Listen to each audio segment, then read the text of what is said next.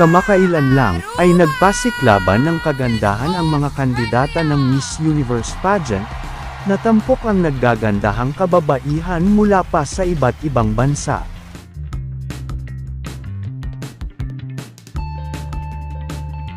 Sila ang mga napili upang irepresenta ang kanilang bansa sa nasabing pageant. Marami ang nanunood nito, at inaabangan ng buong mundo, kung sino at anong bansa ang hihiranging pinakamagandang babae sa buong universe ng taon. Naiuwi nga ang korona ng kandidata mula sa bansang Nicaragua, at naging kauna-unahang Miss Universe winner ng bansa.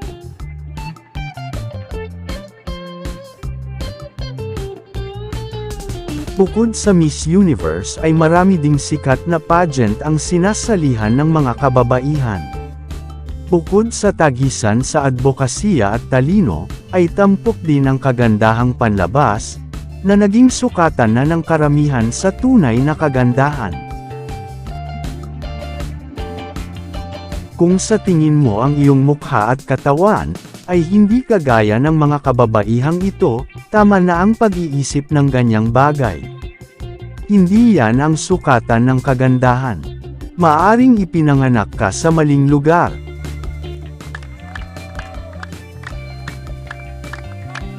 Sa kontinente ng Africa, pinahahalagahan ng kababaihan mula sa Himba tribe, ang kanilang kakaibang tradisyon at kultura sa pagpapaganda.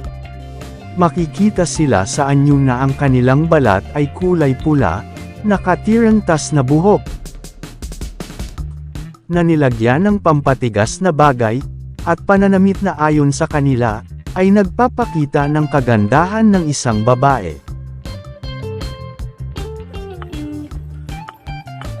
Di sila naliligo, mayroon lamang silang pinapahid sa katawan na nagbibigay sa kanila ng kakaibang bango.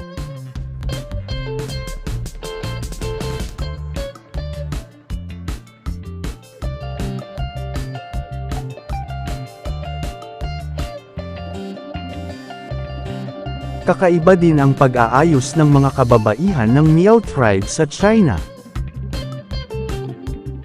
Makikita ito mula sa pagsusuot ng mag-agarang damit, palamuti, at pagkakaroon ng mahabang buhok.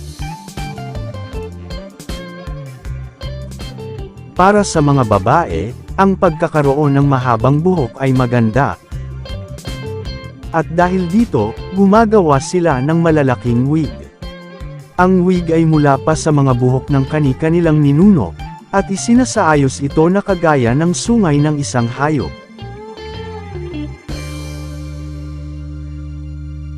Ngunit dahil sa kabigatan ng nasabing wig, ay ginagawa na lamang nila ito sa tuwing may okasyon, o iba't ibang pagdiriwang.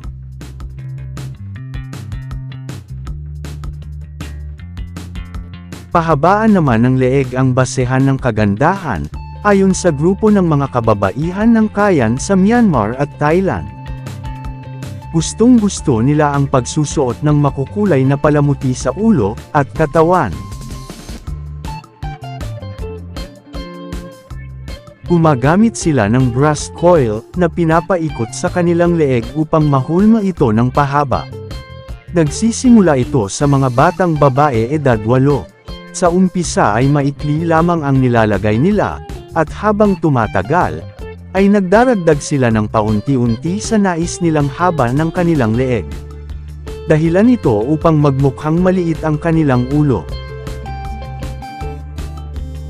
Gayunpaman, naniniwala sila na ang ganitong uri ng pag-aayos para sa mga babae, ay nagpapakita sa kanila ng natatanging kagandahan.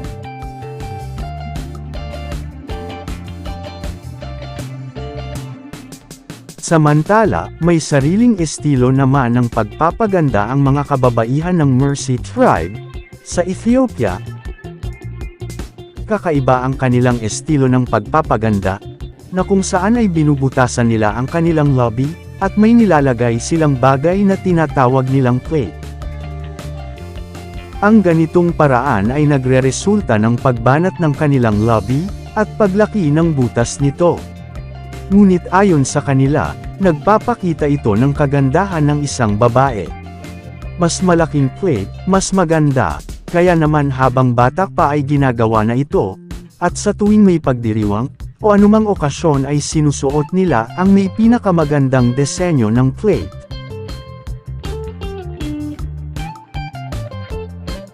Ginagawa din nila ito sa kanilang tainga, subalit ang lobby ang pinakamahalaga sa lahat.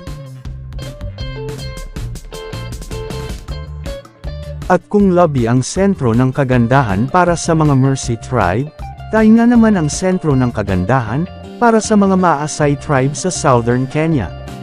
Naglalagay sila ng malalaking hikaw na nagiging sanhin ng paglaki ng butas at paglaylay nito. Sa ganitong paraan, mas marami at mas malalaki ang naisusuot nilang hikaw. May iba't ibang disenyo na gawa sa kahoy, garing, at mga bato. Kilala din ang kanilang grupo sa pagsusuot ng magaganda at makukulay na damit at kwentas.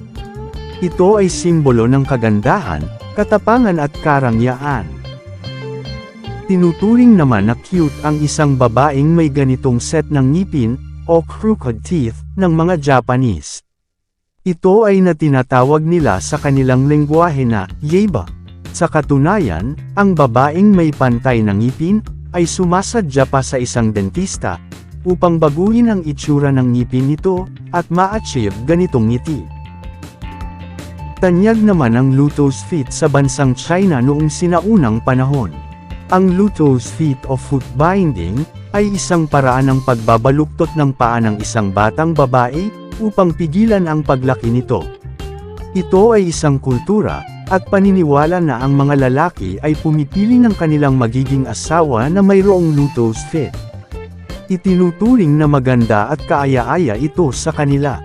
Dahil dito, napipilitan ng ilang magulang na habang bata pa ay isagawa na ito.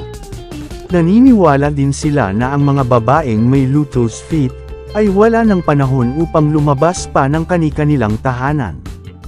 Sa ganitong paraan, may tutuon nila ang kanilang oras upang pagsilbihan ng maayos ang kanilang asawa. Ito ang ilang halimbawa ng batayan sa pagiging maganda. Ano man ang iyong itsura, ano man ang hugis ng katawan, maging kulay ng iyong balat at status sa buhay. Tandaan mo, ang tunay na kagandahan ay makikita sa iyong kalooban.